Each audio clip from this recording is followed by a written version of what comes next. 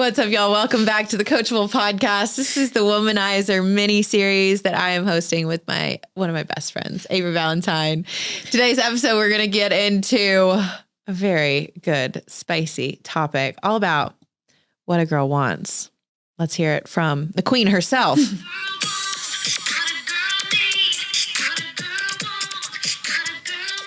What does a girl want?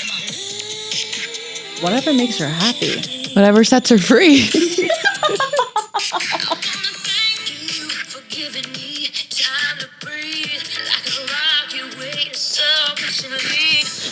Got it together. While I figured it. If you're still figuring it out, it's okay. We got you. We got you. Because a lot of girls don't know what they want. Yeah. Yeah. I think one of the main reasons, we touched on this last week, but one of the main reasons that women are disconnected from what they want is because they've been told to focus on what everybody else wants. Mm-hmm. You know? Yeah. And so I want to pose the question. It's like, when is the last time you really sat with that question of like, what do I desire? Like, what do I really desire from my life? In every area. I mean, we're coming into this is the end of the year. This is end of 2024, y'all. Like, we are, the caboose of the train is coming down the tracks. It's caboosing. And, you know, I think historically we all look at January 1 as an opportunity to self-reflect and look forward. But this is a time I think we can look at this past year and it's like, was this a year that you really let yourself have and go for what you want? Or is that something you're like ready to do going forward? Because if we don't intentionally and consistently sit with that question, I think what happens is we default into our old ways. Like that old good girl programming that we talked about on the episode last week about like, let me focus on everybody else, or you just tell me what I should want, or I'll just go for the things that societally we're told to want. Yeah. What comes up for you when you ask that question? Like what a girl wants. Like, and how has that changed for you over the years, I guess? Yeah. I think it's, as you mentioned, it's a continual checking in and exploring and allowing myself to lean into different experiences that my mind might be like, I don't think we want this. We don't want this. But sometimes through that exploration of trying it on like a character, sometimes I find that I thought I didn't want it because of culture, my parents, or a story. And then once I experienced it, I'm like, oh, maybe I want parts of this or aspects of this. And so there's that continuous expansion and exploration. And so one of the things I love asking myself is I'll first say like, what do I really want? And then I'll ask again, I'll have like the answer, the first one, you know, which oftentimes does lean into the good girl. It's like, oh, this is what I want. Or it's playing small. And I'm like, okay, go bigger. What do I really want? Yeah. Like if time didn't matter, if money didn't matter, if no one was ever going to see me or judge me in this, like, what do I really want? And, you know, oftentimes it comes down, for me, it comes down to living in my purpose and pleasure, play. I love play. The more I can make everything play, the better it gets. And so when I start to align with that, you know, and I think someone recently was even saying to me, they're like, what are the things that you're doing that take away from your peace? And like, can you start to get, and oftentimes I think when you said that, we just do things because it's what we've been doing. It's what we were taught. But when we start to really reflect, it's like, oh, this does rob me of peace or joy or play. And so when we start to dive into like, okay, well, if I wasn't doing that, what do I really want? Yeah. And yeah, it's such a fun exploration when you finally start to lean, and it's like jumping off a cliff. Yeah. Yeah. Because it's like, if I really dared to let myself desire what I really desire, how different does that look from my life? And it can bring up the fear of, well, what if I fail? Or what if I don't get it? What if I don't make it happen? Well, then I've somehow failed myself. And failure is such a strong motivator for people to avoid ever going after what they want. That's why it's like, you shoot for, it's like all, whatever the saying is about like shoot for the stars and land on the moon, something stupid like that. You're like, oh, well, I'll just take this lesser experience. But I also think for a lot of people, the hurdle that they have to mentally get over is that it's selfish. Yeah. Which is so wild as somebody who's on the other side. So something I recently identified that is a requirement with somebody I'm romantically relating with, and basically my friends, but my friends are already good at this, is that in romantic relationship, I require that the person I'm relating with knows how to identify their needs and ask for them. Yeah. Because it is such a gift when we do that. And then I realize I'm like, that's my responsibility too, then in my relationships, is to identify my needs and ask for them. And so when we actually are clear on what we want and we ask for them, it is a gift, because otherwise, people are doing mental gymnastics. It's exhausting. Yeah. And oftentimes that's the good girl thing. Well, let me try to figure it. No, like let people ask for what they want. You ask for what you want. And it's a gift, because how much different culturally would we experience, community, friends, all of this, if we all ask for what we want? And it doesn't mean someone owes you what you want. They can say no. And it just clears out the path then. Because then you have people who love to give you what you want and communicate with you what they want. Yeah. This idea of desire, like, and pleasure, and not just sexual pleasure. I'm talking about like pleasure in every, like, I get pleasure. I had a bath today in the middle of the day. Yeah. Like that's one of the ways I like allow myself to experience pleasure, like, or eating a beautifully prepared meal or having a nice glass of wine every now and then, or just like the pleasure of like, for whatever reason, something. I was on a yacht last week, and that was extremely pleasurable. I was like, all of my needs are provided for right now. Literally, I was living in one of my dream, like manifested, in a manifested reality of like something I had dreamed about, which was amazing. Yeah.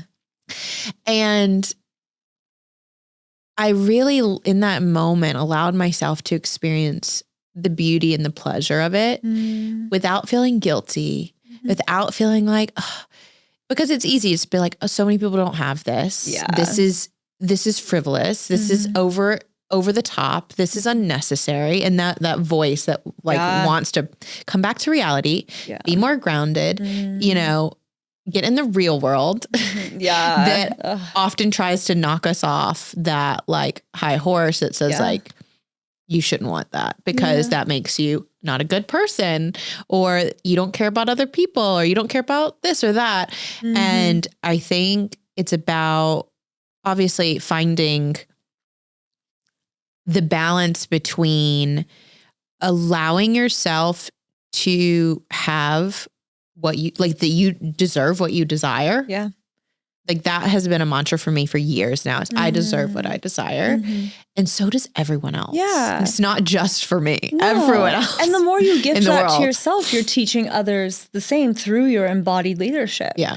When I think so many of us women were taught like, oh, we need to suffer because others are suffering. And it's like, all that does is feed into more suffering in the world. We're not actually creating an impact from that place. And we're not saying become hedonistic or entitled, where it's like, all we seek is this pursuit of pleasure. It's like you said, that balance. And the more, in Tantra, one of the things my teachers always say, they always say, more pleasure just equals more pleasure. And so it's like, just imagine if you're around a bunch of people who are pursuing their dreams, and that's not to say, of course you have challenge. Of course you have moments of pain or struggle or things like that.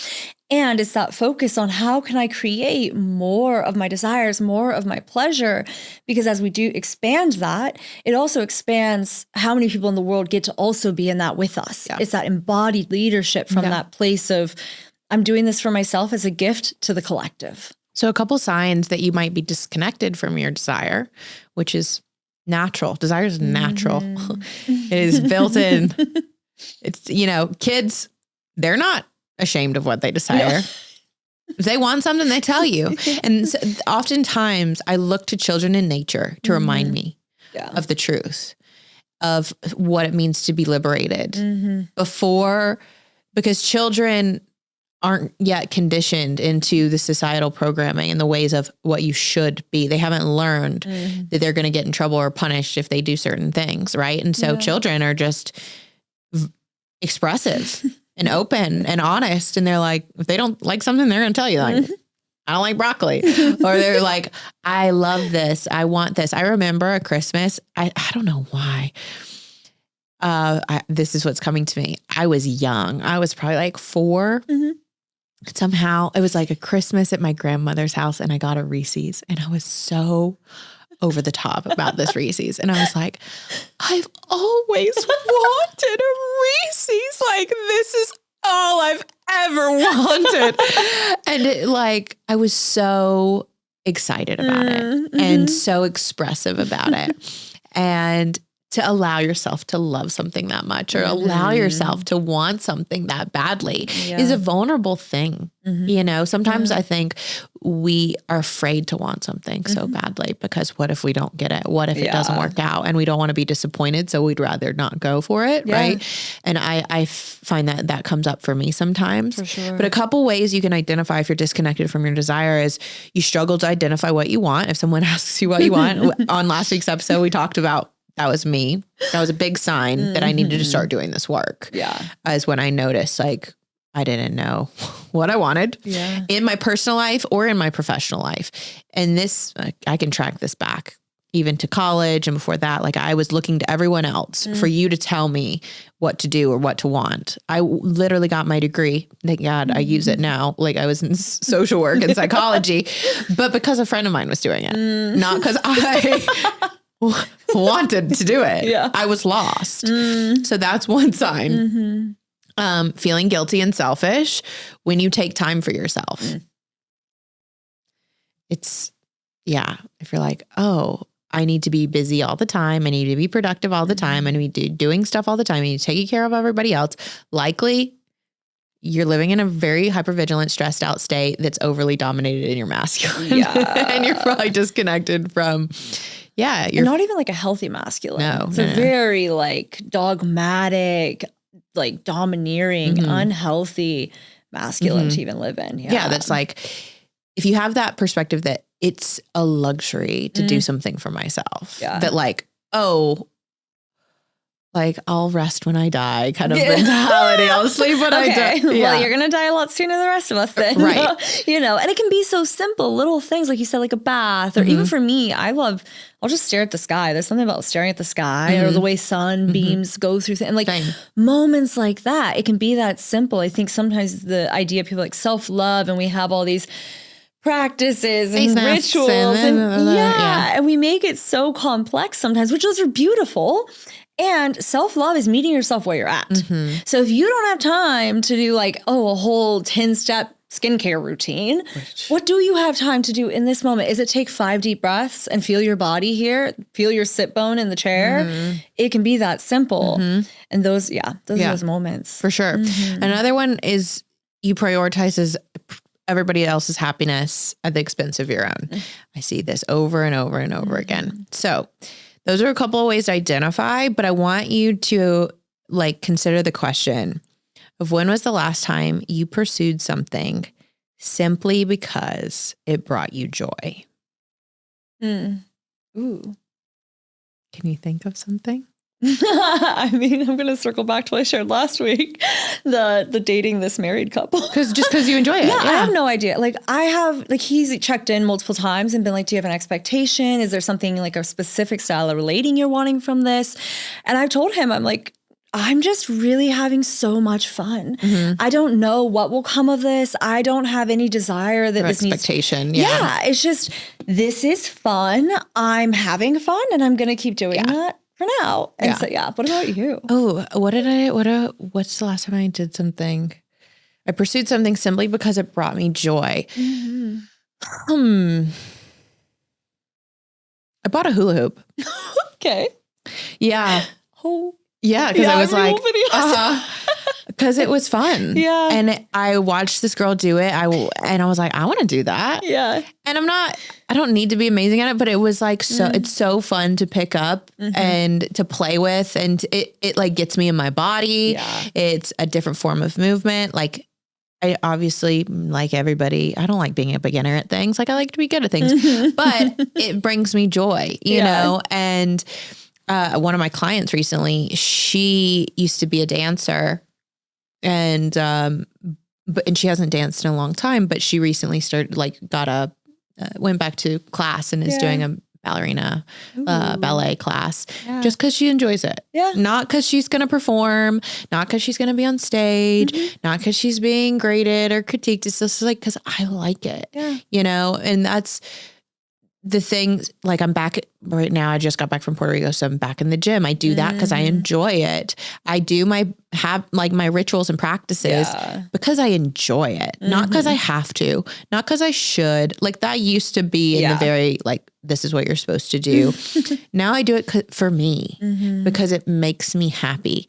And those are things that like, I need to think about if there's anything else recently. I'm sure there is. I picked up juggling. Yeah. I'm not any good at it, but it's just really fun. Yeah. And it's something that keeps my mind stimulated. It's easy. It's fun. Makes me laugh because I'm not very good at it. So it's ridiculous. Yeah. I have coloring books. So sometimes when I'm eating to help me be present, I'll start coloring. This podcast is a byproduct of doing something and pursuing something because it brought me joy. I started this when I was back in corporate in 2019. I had a full-time job. I was head sales trainer.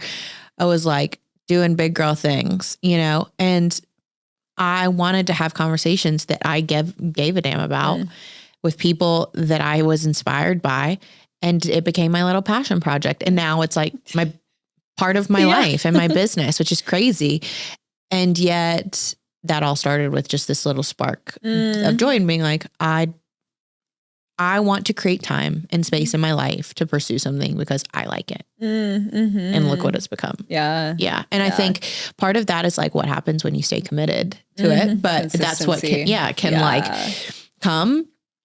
So I want you to think about that. And then who taught you that desiring something for yourself was wrong? Ooh. That's good questions. I like that. Put it in the comments because I want to read. Put it in the comments. Please, I want to read these. Screenshot this, tag us. Yeah. Like these are the kind of conversations we're going to have open dialogue around inside the WomanIsHer program. But those are a couple things because somewhere along the way you learned that it wasn't okay to prioritize yourself, to take care of yourself, to pursue and desire something just for you. You didn't come into the world thinking that. You learned that here. And someone taught it to you, whether it was a parent, a caregiver, a teacher, someone on TV, you know, like, but a lover. Think back to that because I think that will pull on a thread of like, how long has this been with me? You know, how long have I been operating in this way of thinking? But yeah, I want to connect with like this concept of pleasure and how it relates to our senses and sensuality. Yeah. Talk to me about that. So I'm going to share a little story. Okay. So I definitely, coming from the religious background, had this idea that pleasure was synonymous with sex. And the only way a lot of people do, I think. And the only way to have pleasure was around sexuality and eroticism. Yeah. I had gone to my first tantra training as in a monogamous relationship. And one of the boundaries then is we weren't sharing erotic energy with people. Enter my first temple. Everyone's playing. There's so much fun. Of course, I want to participate, but I'm like, well, pleasure is sex and I can't share sexual energy. What do I do? And one of the teachers was like, there's so many other ways to have pleasure. And so she was like, if you were a kid and you looked around this space and you picked something you wanted to do, what would it be? And there was a kink corner and someone had brought all of these sensation toys. And so I told her, I'm like, you know what? I would really love, because I just wanted to learn about me and what I liked. I'm like, I would love to have an experience with you that's not erotic, where you use all these different sensation things on my body and I get to discover what I like. And it was I was squealing and giggling, and there was no erotic or sexuality, but it was one of the most pleasurable experiences. And that was when it shifted for me. It's like, oh, you can have pleasure. And when we expand, it's like the road to Rome, when we expand what we understand to be pleasure, your life becomes more pleasurable. For sure. Because now you start to notice, like, even for me, Tori knows I had a rough couple days, and she was like, are you sure you want to do the pod? And I'm like, yes, this is so pleasurable for me. I get to sit and have these amazing conversations with one of my best friends. Like, this brings me joy and pleasure. And so when you start to understand there's so many ways, and it's not just through eroticism and sexuality, your life becomes more pleasurable. Yeah. I love that. Like, your senses is what like brings you into the moment, and it makes you feel alive. Like, I think of like luxury bedding. Ooh, is what comes to mind for me. So like good. Just like wrapping up in this like cozy, warm blanket, or someone like giving me the most like beautiful head scratch or back scratch. And just like, you know, it was actually something I grew up like loving when I was a little kid. Like, my mom would scratch my back or scratch my head, and it would just like soothe me in such a way. Yeah. And over the trip that I was just on in Puerto Rico, I did this eye gazing experience. And it's powerful. Yeah. If you haven't done eye gazing before, it's very intimate. So intimate. And love it. So we get done, we do this eye gazing experience, and the facilitator is bringing up all of these things and talking through, and you're supposed to look through the person and to see their soul, not to see them, their physical being. Yeah. And then they would switch and someone else would come stand in front of you. But at the beginning, I was standing in front of a friend of mine. And at the end, we had connected so deeply in the eye gazing experience. And then we hugged, and it was the most pleasurable, amazing, healing, platonic hug, to the degree that he was like, I don't know if I've ever felt that much love. Wow. Yeah. And there was no sexual energy at all. Yeah. And so what it made me realize is just how much pleasure is found in this moment. You have to be so present to it. And because we were doing that exercise, we were both so here with each other that it like, we just like met each other in that moment. It was like, wow, physical touch is so healing, and it doesn't have to be sexual in any regard. Yeah. And I think a lot of people are missing that in their life. Like, they just like aren't touched. There's such a fear, because it's charged, because so many people are like, well, if I touch this, and you know, I'm a touchy person, I touch all my friends. And there's that fear though of like, and I even had to overcome, like, Tantra helped me in the conscious touch pujas that I facilitate, because I used to get gay panic. I'd be like, oh my gosh, if I touch my girlfriends, they're going to think I'm trying to like come on to them. Yeah. And it was like moving through understanding that it's all about the intention and the energy. Someone's going to feel how I'm directing my energy. So if I'm directing it in just a kind, loving touch, you know, there's some certain environments I'm in that are like nightlife here in Vegas, and people will laugh because I'm so touchy. They're like, I'll be like walking up to the managers and I'll grab their arms or I'll touch their back, and the girls will be like, you're so funny because you're always like touching people. And they're like, that doesn't make you uncomfortable? I'm like, no. And everyone loves it. They're like, yeah, they find me very warm. Yeah. And it's like you said, the senses brings us to the present. Brings you into the moment, into your body. Yeah. I think that's why people perceive me as so sensual, is because I am, which is, I don't see myself as sensual, but it's one of the things I hear often. But I think it's because I touch people so often. I'm so open to touching. I'm a big hugger. Well, and I have friends who are the exact opposite. Yeah. And they're like, it doesn't cross my mind to touch someone. Interesting. Yeah. They're like, it doesn't, and this obviously might get into a different conversation around like touch as a child. If you were held as a child, if you weren't, there wasn't a lot of physical affection, because we can show people that we care for them, that we love them or whatever, just by like, I walk past you and I, just touch you and let you know I'm here, you know? And I have friends who is like, it doesn't cross my mind. But when you touch me, it gives me an invitation to like, oh, that's okay. That's safe. Actually, I really enjoy that. But like, I will never be the person to initiate. So I don't think it's about like, oh, I need to be one way or the other. Yeah. It's what we will always preach is authenticity. Yes. And like do what's true for you. Because if you touch someone and it's not authentic, it's going to feel icky to both of you. 100. Do not do that. Don't do that. Don't do that. Everyone's going to be like, ooh, what just happened? But that's why the intention. So, because that's a subtle difference of why I think I've never had somebody say anything negative about my touch versus if you think in, corporate world or different things. If a man touches a woman, oftentimes they're like, oh, that felt seedy. But it's like, okay, well, did they have, maybe they'd made passes at the woman before. Sure. Maybe they'd made comments about the woman.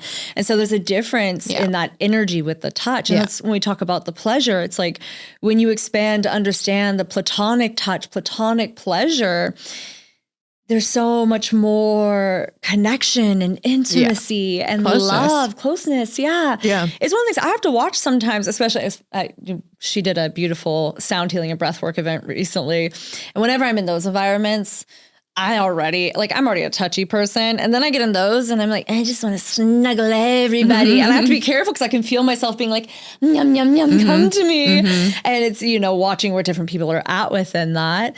But as you open to that, I feel your heart becomes more open to that touch, to that connection. Well, and it was so healing for them. Like that hug that we shared. Yeah. They were like, I didn't know I needed that. Yeah. And now I need that consistently for my well-being. Because what happens is once you realize that level of connection is possible, you're like, oh, now it's raised the standard of like the type of connection that I have intimately or in my platonic or familial relationships. 100%. It's like this desire comes online that has been invoked or like inspired to come out. That's like, oh, I desire more of this. Yeah. And it expands what's possible. Yeah. You're like, I can have that. Yeah. And sometimes we don't know we want it until we realize we can have it. Yeah. Or that it even exists. Or that it exists. Yeah. Because so many people experience unhealthy, unsafe touch or no touch, especially men. I feel like so often men are not receiving much touch at all unless it's sexual and with a partner oftentimes. And so it's just not knowing. And then even with women, a lot of my younger years, I was with a lot of women who we were in the industry. We didn't hug each other. I would try to hug them and I'd feel them go into like a freeze. They'd be like, well, this is so, I don't know how to behave. And then the only time we'd have touch was when we were performing, so sexual acts or performing for shows or different things like that. And so it wasn't until I got more in the spiritual world that I was like, oh, I can cuddle and love and snuggle all these people. And it's just healing and loving and beautiful platonically. Yeah. Yeah. So the question becomes is like, where do you feel personally disconnected from your own pleasure and from your ability to express yourself or to even just be present in your body? Yeah. Like that is step one. A big thing we're going to explore together in the program. Yeah. Because you can't open up to the world of possibilities of how good you can actually feel if you're not present and if you don't feel safe to be in your body. Yeah. And I think that journey from getting out of your head and getting into your heart and getting into your body, that's what that eye gazing experience gave us, is that opportunity to like, okay, like at first you're in your head. Yeah. But then you drop in to the breath and you're like, I'm here. I'm right here with you. And you kind of cross that threshold and it's like nothing bad is going to happen. I'm here in this moment. Yeah. But that's, that can be a challenge for a lot of people. Well, because a lot of times if you're new to entering the body, there's a lot of gunk that's going to get kicked up, that's uncomfortable, that you need to sit with and feel. And a lot of times we don't want to feel that because I had someone not too long ago say to me, a lot of my work is shadow work that I work with people in. So a lot of it is processing and feeling all those dense emotions. And that's what they said to me. They're like, what you do is really cool, but it doesn't sound desirable to cry and rage and feel all these things. And I'm like, yeah, it's not desirable. And that passion, that pleasure, that our life is, it's almost like you're muted. It's on the other side of that. Yeah. Like it's almost like I can only get to that level of joy and bliss and pleasure and play. Yeah.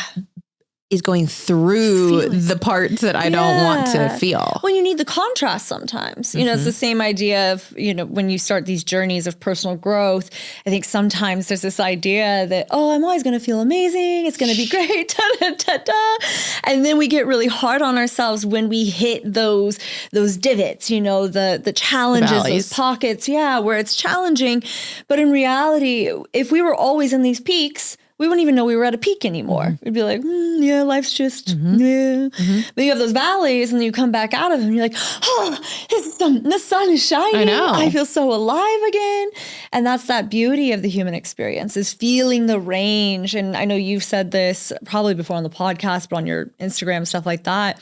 But and then we say this in Tantra, it's like to the depths that you can feel your pain and your darkness is directly correlated to the amount of pleasure and joy and ecstasy that you get to feel in your body. 100%. Yeah. 100%. And the only reason I've been able to experience like what it feels like to live in a body that is fully alive and present is by being fully present to the pain and the grief and the sorrow and the sadness that I was carrying. Yeah. And now, and once I like cleaned the gunk out and I felt the things, you release it. You don't keep carrying it, which is the beautiful thing. That's why we do it, because it's like, if you don't release it, you'll recycle it. Yeah. That's the thing. If you don't feel those feelings and release them and process them, you recycle it and then it's just like backwash. Yeah. You're just like kicking up old shit and that's disgusting. Yeah. And honestly. That's when you manifest and create those patterns in your life where you're creating situations that you continue to feel that pain. Yes. Because it's a program in your actual body that is now recreated. It's a self-fulfilling prophecy. And that's why I love to look at our dense emotions or any emotion as just a current of energy. It's like the waves. We talk about this, the waves of the ocean. You just let it flow through you. It's just a current of energy and then it moves and it's gone. And what's here new? And that's the thing of personal growth. Yeah, we might meet new depths of pain or grief or whatever. And the more we close that gap and just, okay, I surrender, let me feel this, the quicker we get to that other side of, okay, it's now a boomerang. We can create something new. Yeah. It's going to go down and then it's going to like go back in the other direction.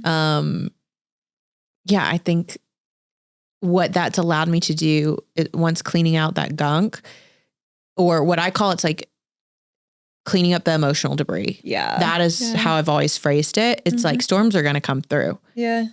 Life's going to happen. The storm that comes through that like, when a storm comes through, it kicks up shit. I lived through an F4 tornado. Yeah. It was ugly outside. Okay. But the next day we get up and we start cleaning it up. That's the process. We don't do that when we go through an emotional storm. No one teaches you how to start to go out and clean up the emotional debris. So instead it sits there. Yeah. And then inevitably something else happens and more comes along on top of it. And then more and then more. And then all of a sudden you're like, I'm up to here. I can't see over my shit. I can't breathe. Yeah. I can't have a moment of stillness and peace because I literally can't see beyond my pain. It's just staring at me in the face. And so the processes that we'll take you through is how to start like moving some of that out of the way and releasing it so that you can let something new take its place, which is all of these other beautiful emotions. And once you do that, what I have found is it's given me a lot more compassion for myself. Yeah. Like I don't expect to live in pleasure 24/7. You know what I mean? Like I get it. Yeah. Like there are cycles and seasons to life. What being in Puerto Rico showed me is like no flower blooms all year. Like no fruit is ripe all the time. there is a process to that. Yeah. You know what I mean? So, but when I am in those valleys or in the winter months or in the whatever, I know that spring's coming, baby. Yeah. Like, so I have hope that I can cling to in the moments of like darkness. It's like, sun's going to rise tomorrow. So the low lows don't knock me off. Like, don't knock me out as much because I have something to cling to that is like anchors me in the midst of those darker times. I found also that those darkest times are where the greatest gold and medicine can lie too, because it's the areas that ourselves or culture or society oftentimes want to avoid.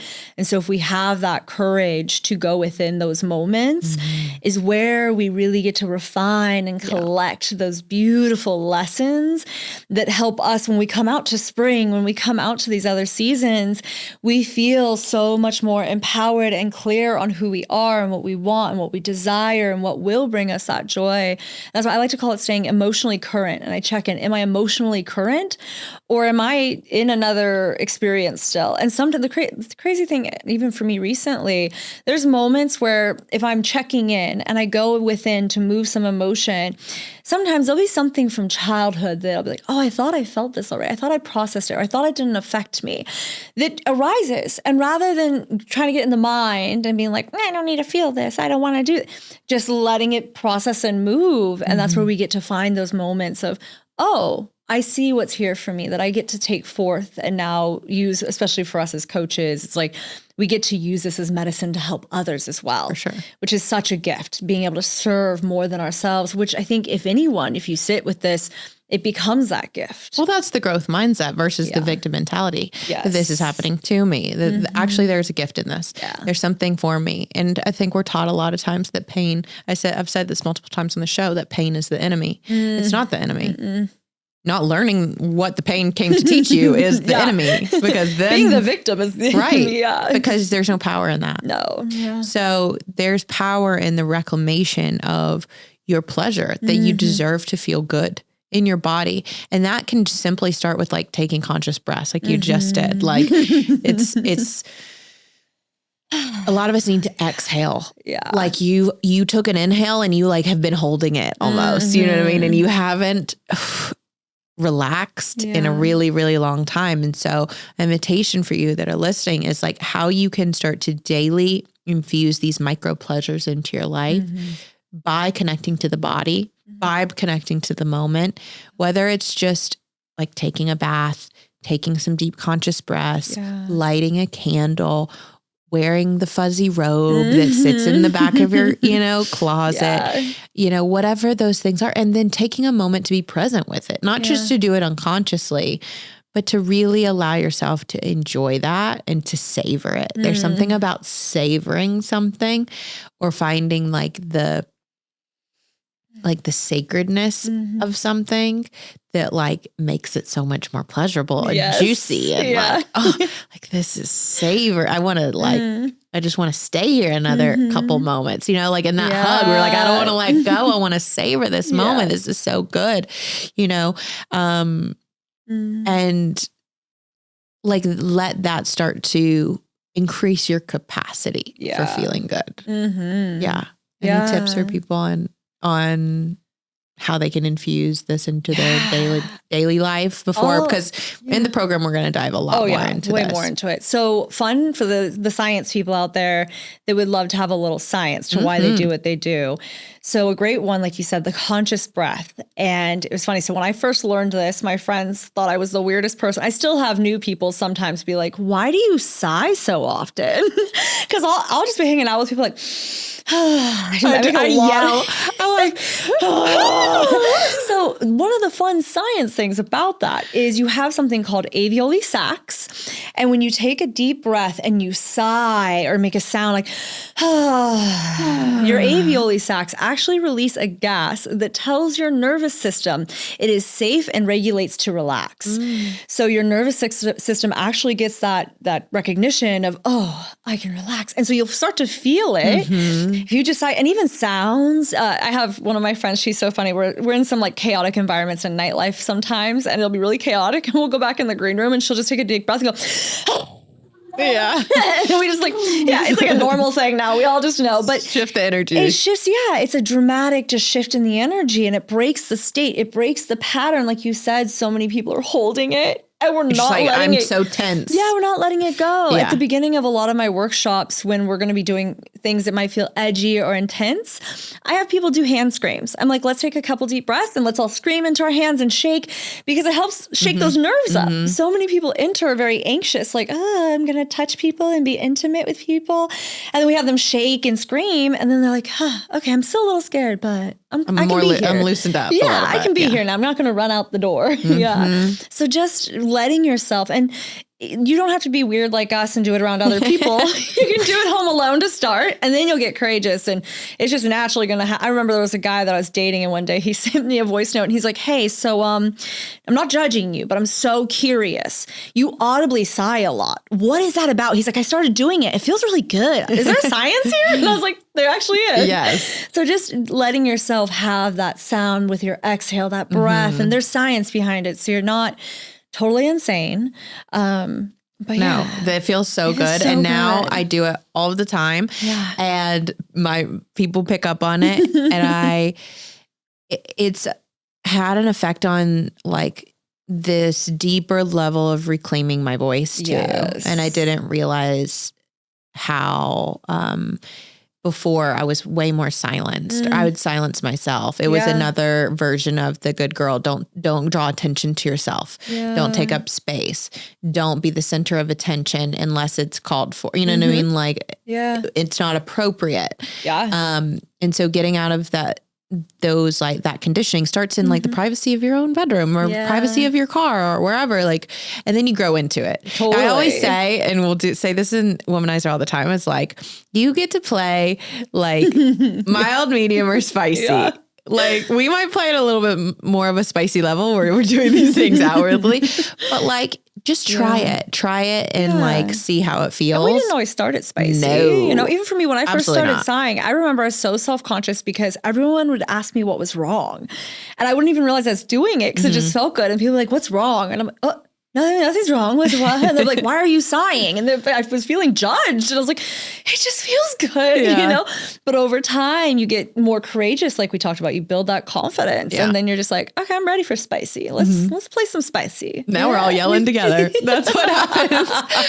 But yeah, we just wanted to like reinforce that you deserve to feel good.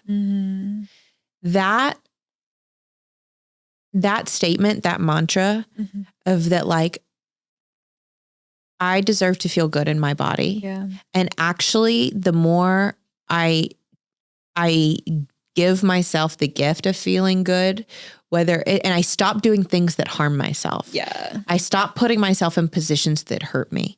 I stop engaging in behaviors and patterns that don't make me feel good. Which that includes is a huge boundaries. It's going to be very uncomfortable and so liberating on the other side. Part of feeling good is letting go of the things that make you feel bad. Yes. Yeah. And, you know, a lot of my teachers, the thing they say, it's and like people. Pleasure. Yeah. All the things. Pleasure's your birthright. Yeah. And it was only through conditioning in society and your family or religion, whatever it was, that made us ever think otherwise, especially when we started to narrow it down to only be eroticism. And yeah, you know, for me, it was in the beginning of my journey, I lost a lot of friends and people when I started doing because now all of a sudden they're like, who does she think she is? What do you mean you're saying no to me? Because I used to be such a people pleaser. And then they were like, you're a bad friend. You're a bad person. And I was like, because I all of a sudden am taking care of myself? Obviously, you don't love me. You loved what I did for you. And so it clears the path for you to have people who truly love you. And that's gold, having people who give you unconditional love. Yeah. But it starts with you. You've got to start giving yourself that. You know, I think it's easy to like, I want to attract a partner or friend that like love me that way, but you don't love yourself that way. Yeah. Starts with you. So this is your invitation this week to start to infuse these things in more pleasure, more desire, like let yourself dream about what you really want. Let yourself start to feel good in your body in the moment. And that will be a trickle down domino effect it's just like you knock down one domino and it starts to hit more. But it really begins, I think, with this mindset shift that you deserve that you don't have to feel guilty or selfish for wanting that.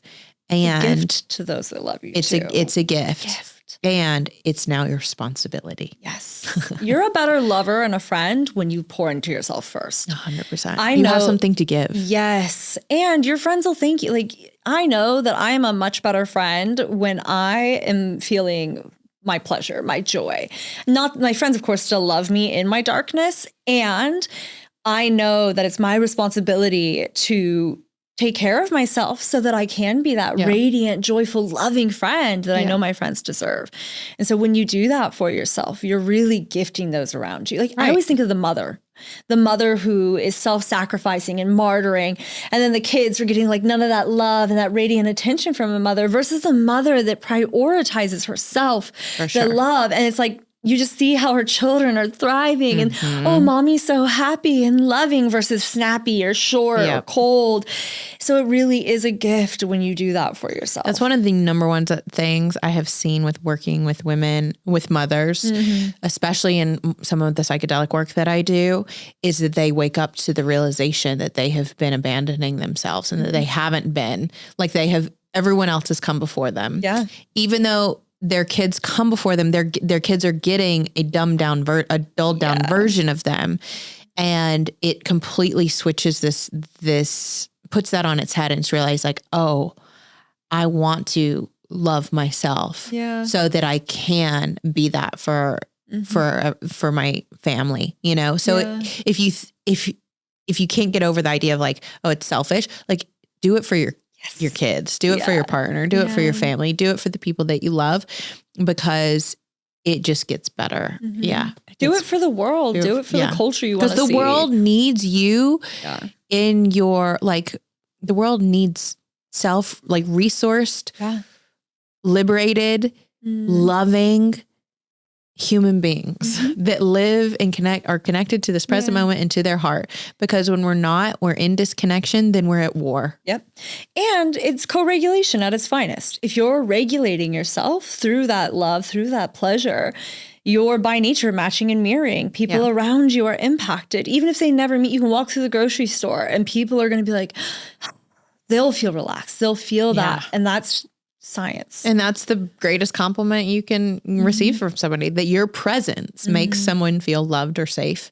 Like now you're playing a new game. And it gets to be that simple too. It gets to be that. So if you want to dive in and explore these topics around personal liberation, self-expression, sensuality, sexuality,